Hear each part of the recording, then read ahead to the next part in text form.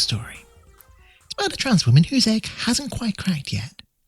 She's trying really hard to make things work. She spent years feeling like she wants to do better, to be better, to look better. And in a last-ditch attempt to make everything fine, she decides to go back to basics, to find that approach to dressing herself where there are rules to follow, where she just does what the book says, and then everything will be fine. Flash forward a few months to her post-egg cracking, listing a dozen pairs of extremely lovely shoes on eBay that, despite them fitting well and having those lovely welted soles, she knows that she will never wear them. Yeah, I'm not good at fashion. Video essay Supremo and gender non-conforming fashion icon CJ the X recently released a video essay about the history of fashion, ostensibly to contextualise the stylistic shift of Jordan Peterson from a culturally identifiable fashion style to one that is, due to its uniqueness, culturally unintelligible. It's a really good video, you should go watch it, link in the show notes. In the essay, CJ talks about the idea of more modern fashion sensibilities not being reflective of some universal objective sense of taste, but rather that fashion in particular is about cultural signifiers and identification with an elite. But also that there are many forms of elites for different cultures and subcultures, be that 90s era hip-hop, 1920s capitalist industrialist, and so forth. This approach renders fashion and taste as a matter of emulating and understanding the cultural signifiers. But here's the thing. This doesn't work for me.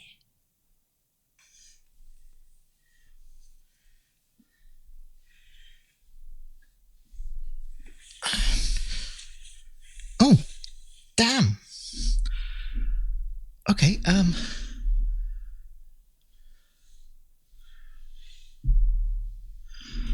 Okay, that actually feels way better than I expected it to.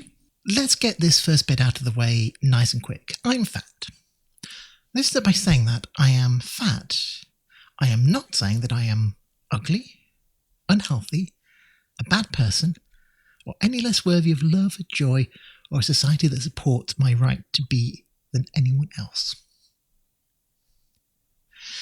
What I do mean is that I exist in part of the statistical curve for human size/shape that has been ruled unacceptable by a dazzling array of pretty shady and unaccountable decision makers. There is literally a whole video essay to be done on weight and healthcare, but let's not get bogged down in that now. One of the impacts of being fat has is that from a relatively young age, your experiences of fashion, of dressing, of shopping becomes radically different than those of many of your peers. I learned long ago that it simply isn't worth my time entering a Next, because they just don't sell anything that will fit me, without some major alterations at least. And when you're constantly forced to look at the very back of a clothing rack to see how big do these ones go, you very quickly end up in a place where simple physical comfort, not having clothes feeling tight or gaping in weird places, becomes a significant priority over what looks good. Even in places that cater to larger body types, there is a huge tendency to segregate plus sizes, to not have the nice lines go up to something that would fit on me. I remember pre-transition me wandering around an M&S clothes section, marvelling at how they had the cool-looking shirts in both skinny and slim fits. Meanwhile, all the shirts that would fit me were simple, plain colours with almost no effort at tailoring the silhouette. It's particularly heartbreaking when you see people who you would hope might do a bit better on this sort of thing, launching a whole clothing line that only goes up to a size L, on what was already a relatively small-fitting garment. That said, I am genuinely astonished at how well this fits, and it does really look, I'm really quite pleased with this. This is, it's a whole thing. It's very gender. Anyway, this filters down to the used and vintage clothing market too. So there's basically no part of the clothing biosphere that encourages or even enables larger people to express themselves sartorially with the freedom that smaller people can.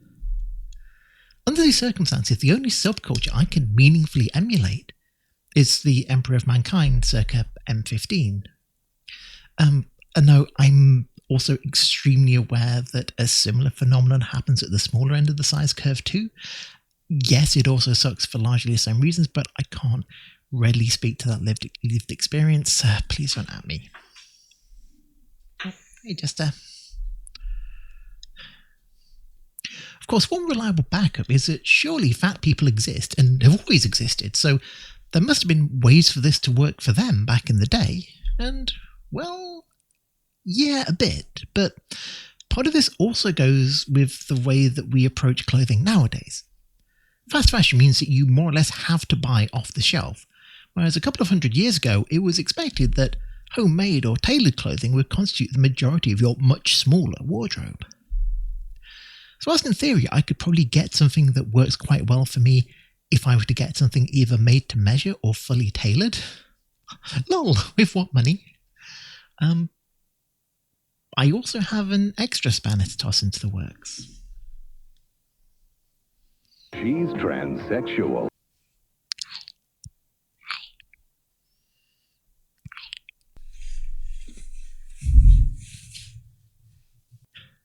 In common with, I guess, a lot of transgender people, one of the first things I did in my transition was radically reform my wardrobe. Getting rid of a lot of my boy mode stuff and leaning more into the femme and generally gender non-conforming clothes that had been there, slowly accruing in my drawers. There were no signs. When it comes to acquiring new clothes that are pleasingly gender, then it's a double whammy of being fat and being trans. Yes, obviously larger cis women exist and have their own struggles. Again, I'm not well placed to speak to that lived experience, but there are particular challenges that come with being trans. I'm relatively fortunate in a few regards. I'm only 5'8", and crucially, I have feet that can just about fit into a UK size 8, which is where most women's shoe lines stop. Whereas I have friends who face an eternal struggle to find gender-affirming footwear in workable sizes. It's almost like you could make an alright film and, frankly, subpar musical about this. Please, God, tell me I have not inspired something burgundy. But also, there are particular ways of being fat that tend to work differently for some men versus some women. For me, this means that my body carries most of my weight on my trunk. Yes, my ass and thighs get some, but it means that my belly is more pronounced than for most women of a similar height and build. Fun fact, pre-transition, I once had someone approach me at an event and start telling me about their MPreg fantasies, which definitely didn't awaken anything in me. This means that even the fashion advice that I can find that is aimed at trans women only really tends to address the needs of taller and or skinnier women than me. I'm glad that it's out there, but it leaves me feeling, I guess, somewhat marooned. There's also the phenomenon of ending up in a more boring wardrobe than I might like. In part, this is a product of transitioning later in life, where I have a job that means I need to look at least a business casual level of smart. It means that I have a lot of clothes that work fine, but are also, well, a bit mumsy.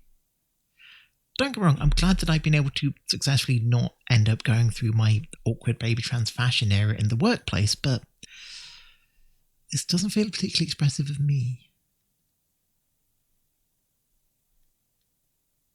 There are, however, some spaces that are a bit better at embracing diverse body types. Kinda. A big joyous thing for me in the run-up to my egg cracking was finding myself in increasingly queer spaces and, almost mysteriously, feeling increasingly grounded and at home with these people. Crucially, something about the Venn diagram of societal marginalisation means that queer spaces tend to be a lot better about body positivity, inclusivity, and embracing different body types and needs. Seriously, the difference between a club night where there are multiple mobility aid users versus most straight nightclubs where you'll probably get your walking stick confiscated by the bouncers, it's really something. And there are some trends and cultural markers that it is possible to embrace. I love my I love my Luciagnac dungarees.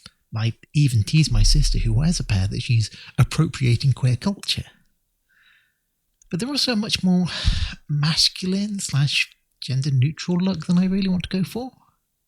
Okay, so what do I want to go for then? Who are the cultural elites I want to signal identification with?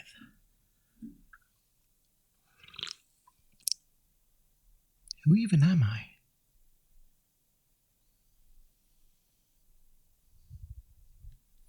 Okay, thank you so much for watching.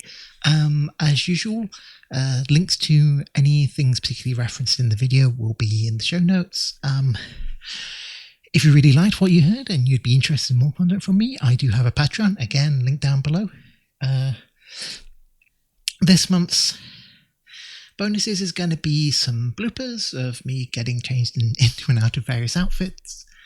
And I promise I will be working on the audiobook of Jekyll and Hyde soon. Apart from that, just to say that if you want to keep an eye on this channel and wait for the next thing to come out, then a like and subscribe is always very much appreciated. If you know somebody who would like this, please feel free to share. But especially, if you've got any thoughts, tips, advice for trans women, especially larger trans women, in the fashion space, please do add it in the comments. I would be really interested in saying. Alright, bye for now. Ready for the strip search?